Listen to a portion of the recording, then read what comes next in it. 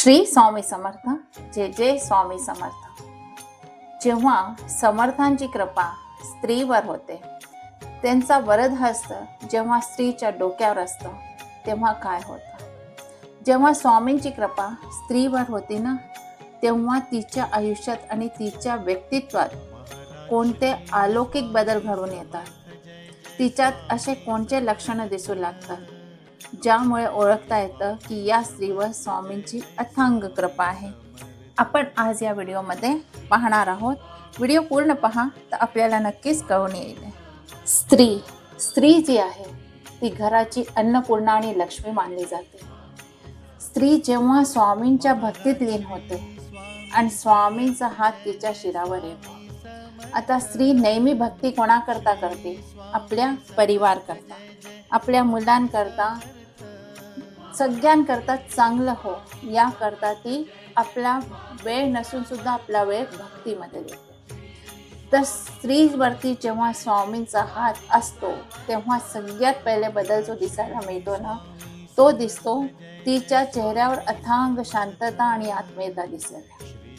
सगळ्यात पहिला लक्षण पहा स्त्रीमध्ये, तिच्या चेहऱ्यावर तुम्हाला एक वेगळाच तेज आणि अथांग शांतता दिसू लागेल.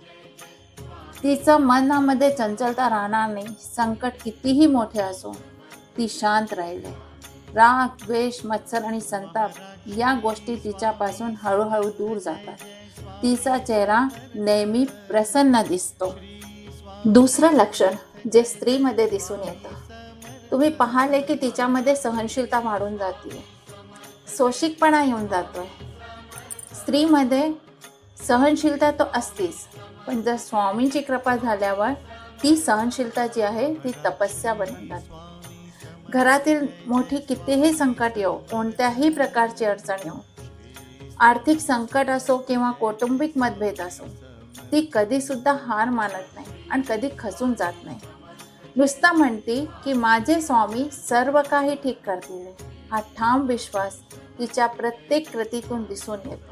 ती काही कार्य करते आणि प्रत्येक कार्याच्या वेळेस तिच्या मनामध्ये, तिच्या मुखातून नुसतं श्री स्वामी समर्थ ऐकू येतं आणि प्रत्येक शब्दामध्ये तिची एक श्रद्धा दिसून लागते. तर हा दुसरा जो वरद हस्त जर स्वामींचा आहे, तर हा दुसरं लक्षण आपल्या स्त्रीमध्ये नक्कीच दिसेल.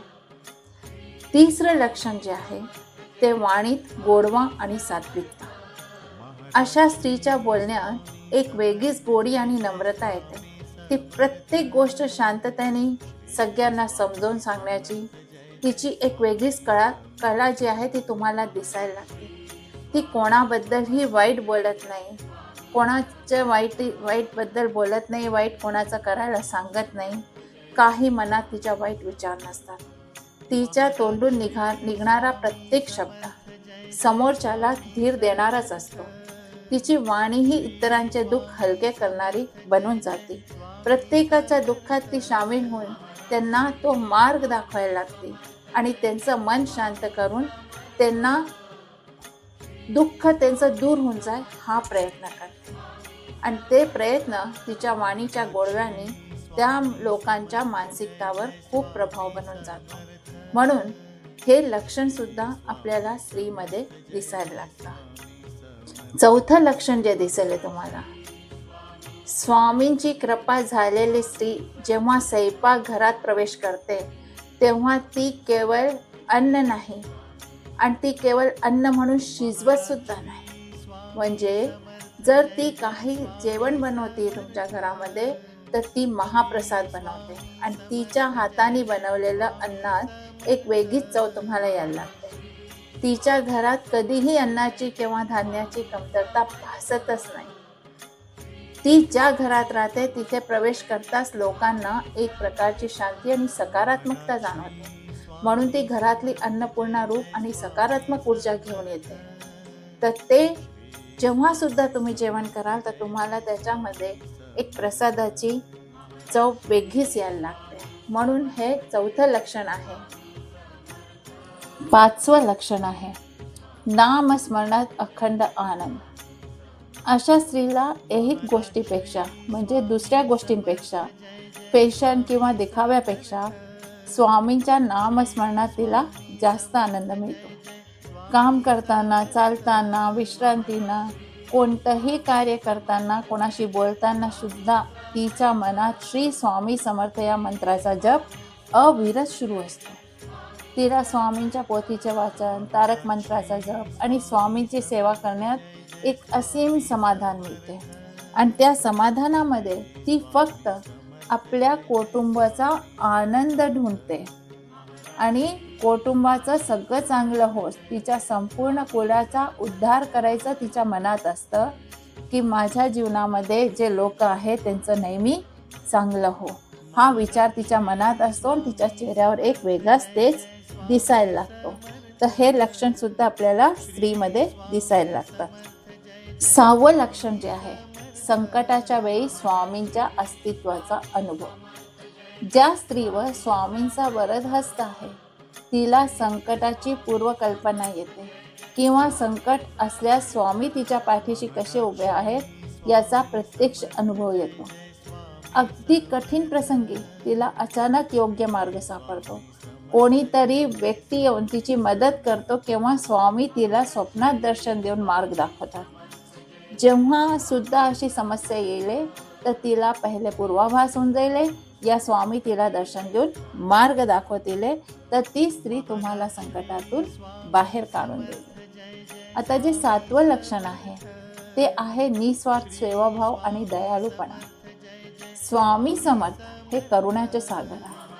त्यामुळे ज्या स्त्रीवर त्यांची कृपा होऊन जाते तिच्या मनात भूत दया आणि सेवाभाव जागा राहतात. केवळ स्वतःच्या कुटुंबांचं नाही तर ती सगळ्यांची सेवा करायला तयार होऊन जाते.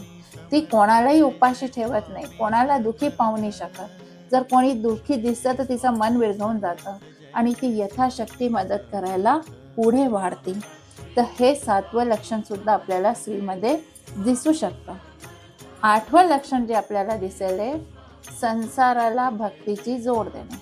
म्हणजे अशी स्त्री जी असती ती स्वतः तर स्वामी भक्तीत रमतेच पण आपल्या पतीला, मुलांना आणि संपूर्ण कुटुंबांना स्वामीच्या मार्गावर आणते. तिच्या संस्कारामुळे घरातील मुले नम्र आणि गुणी बनतात. पतीच्या कार्यात ती समर्थ साथ देतात आणि घराला मंदिराचं रूप देते.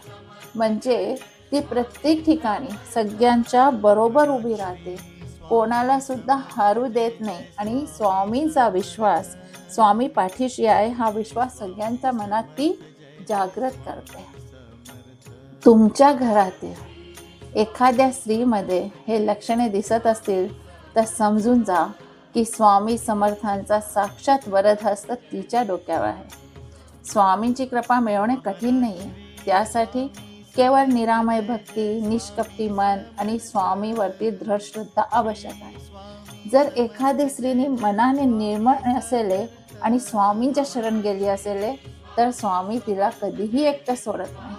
म्हणूनच तर आपण म्हणतो ना की कितीही मोठा कष्टाचा डोंगर असो, कोणताही डोंगरवरती आपण उभे असो या कोणतीही परिस्थिती आपली असो तर स्वामी सदैव तिच्या पाठीशी डोंगर बनूनच उभे राहतात. म्हणजे तिला कधी एकटं सोडत नाही.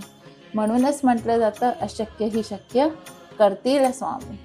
तर चला आज आपण सर्वजण स्वामींच्या चरणी प्रार्थना करूया. स्वामींचा हा दिव्य वरद हस्त आपल्या घरातील प्रत्येक स्त्रीच्या आणि भक्तांच्या डोक्यावर असाच राहो. श्री स्वामी समर्थ.